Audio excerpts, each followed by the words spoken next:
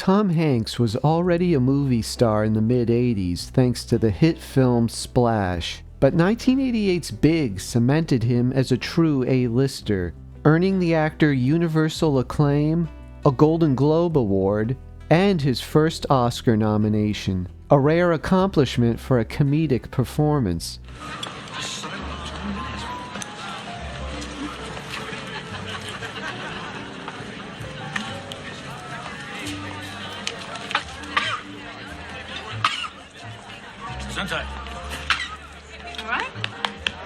Directed by Penny Marshall, Big set Hanks on the path to becoming one of the most popular actors of all time. So, is it any surprise that when he was first offered the role of the boy magically transformed into a 30-year-old man, he turned it down? With Hanks out, another actor had to step in, someone with charm, humor, and a childlike innocence. They found that actor in none other than Robert De Niro. You talking to me? The man behind so many intense and violent characters came shockingly close to starring in one of the most lighthearted comedies of the decade. Big, starring Robert De Niro. This is what almost happened.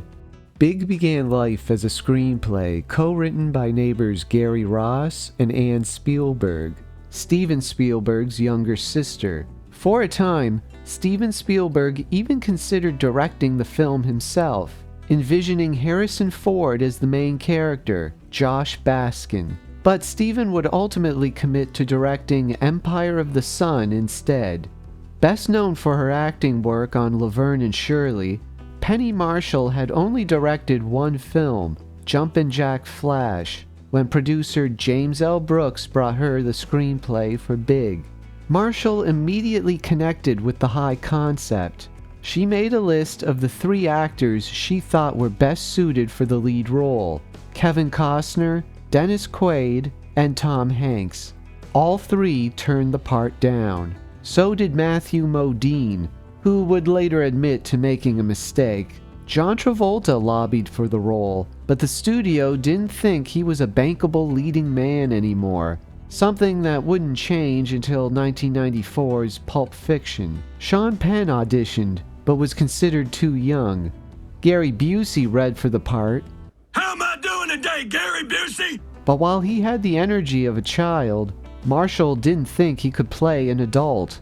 Things were not looking good. Then Penny Marshall had an unconventional idea. What about Bobby De Niro? What? At the time, De Niro was playing Al Capone in The Untouchables. He obviously wasn't known for family-friendly films.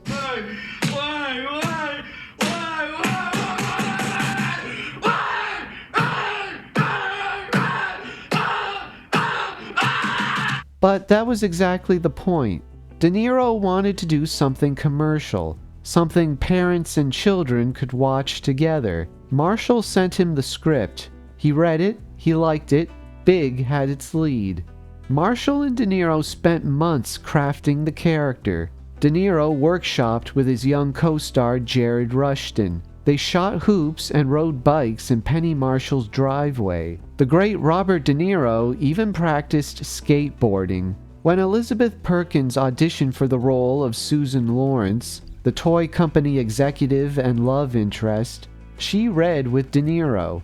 Over 30 years later, Perkins would recall De Niro's take as moody, saying Big was more like a horror movie with De Niro as the main character. While Perkins may have been exaggerating, there's no question that Big would have been a totally different film. When the jealous Paul Davenport bullies Josh on the tennis court, the scene works because Hanks has so much vulnerability. As for Robert De Niro, well... Suck on this.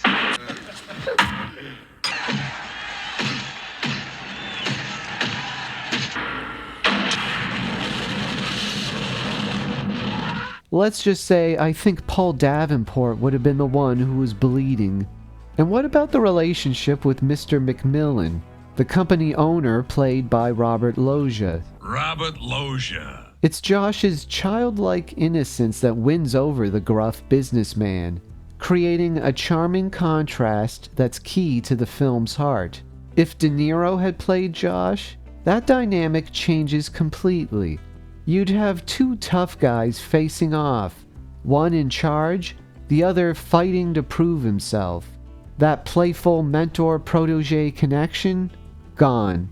The studio just wasn't convinced that De Niro was right for the role, and their offer reflected it.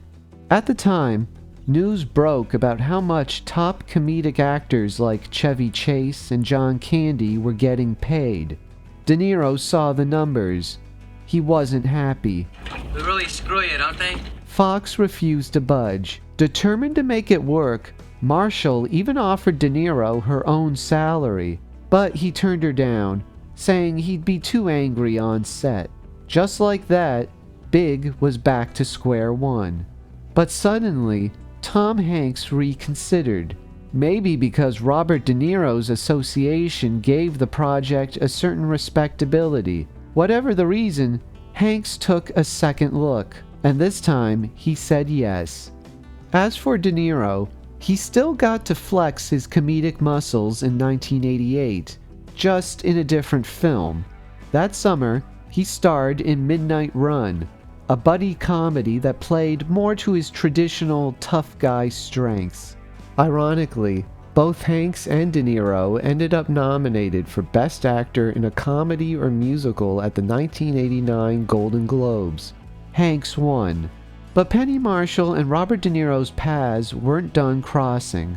They finally got to work together on Awakenings, proving yet again Marshall's talent behind the camera and De Niro's brilliance in front of it. I'm Michael Cahill. Thanks for watching. If you enjoyed this video, please remember to like and subscribe.